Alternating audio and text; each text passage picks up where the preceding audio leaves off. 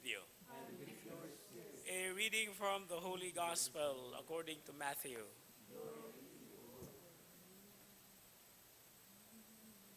Jesus told his disciples this parable. A man going on a journey called in his servants and entrusted his possessions to them.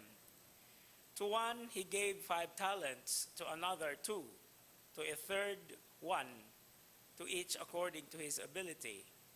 Then he went away. Immediately the one who received 5 talents went and traded with them and made another 5. Likewise, the one who received 2 made another 2. But the man who received 1 went off and dug a hole in the ground and buried his master's money. After a long time, the master of those servants came back and settled accounts with them. The one who had received 5 talents came forward, bringing the additional 5.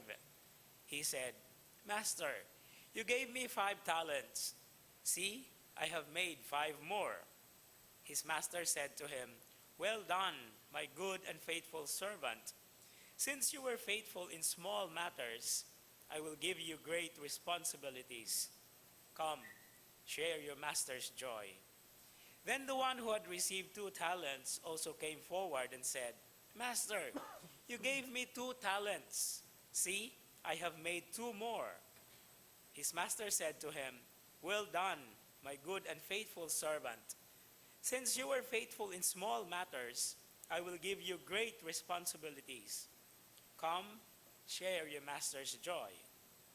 Then the one who had received the 1 talent came forward and said, "Master, I knew you were a demanding person, harvesting where you did not plant and gathering where you did not scatter. So out of fear, I went off and buried your talent in the ground. Here it is back." His master said to him in reply, "You wicked, lazy servant. So you knew that I harvest where I did not plant and gather where I did not scatter. Should you not then have put my money in the bank so that I could have got it back with interest on my return? Now then, take the talent from him and give it to the one with 10. For to everyone who has, more will be given, and he will grow rich. But from the one who has not, even what he has will be taken away. And throw this useless servant into the darkness outside, where there will be wailing and grinding of teeth."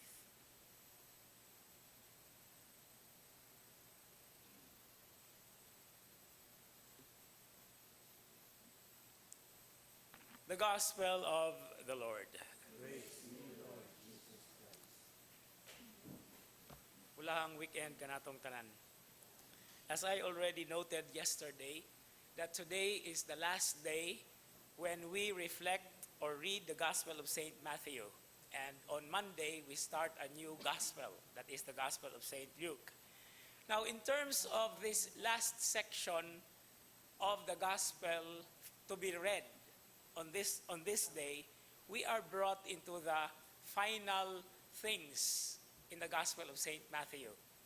Because after this chapter, there's still another episode, but following that is already about the passion narrative of the Lord Jesus in the Gospel of St. Matthew. And so the sense and the image and the message of the Gospel reading included the one that we read yesterday is about the end times. And this has something to do with the judgment. And the judgment, particularly depicted or pictured in today's Gospel reading, has something to do with giving back to God what He has given us in the form of talents. Or talent is not actually to dance, to sing, but talent is actually an ancient expression of treasure, of a wealth that is entrusted, precisely because from the very beginning of creation, man is already considered a steward, somebody who is being entrusted with so many things. And so at the end of time, we will also be giving an account of what He has given us. And 5 for another 5, 3 for another 3, 1 for another 1 supposed to be. But the tragic thing is the last one had certain what we call reasons for not practically putting it even in the bank. And so this is what happens to us when we are being finally judged. But as we are still moving towards that time, we are already reminded that the gifts and the graces that God has given us should also be used in order to produce some more of it. One interesting note I would like to say is, if we are given 5, we have to give 5 to its fullest achievement.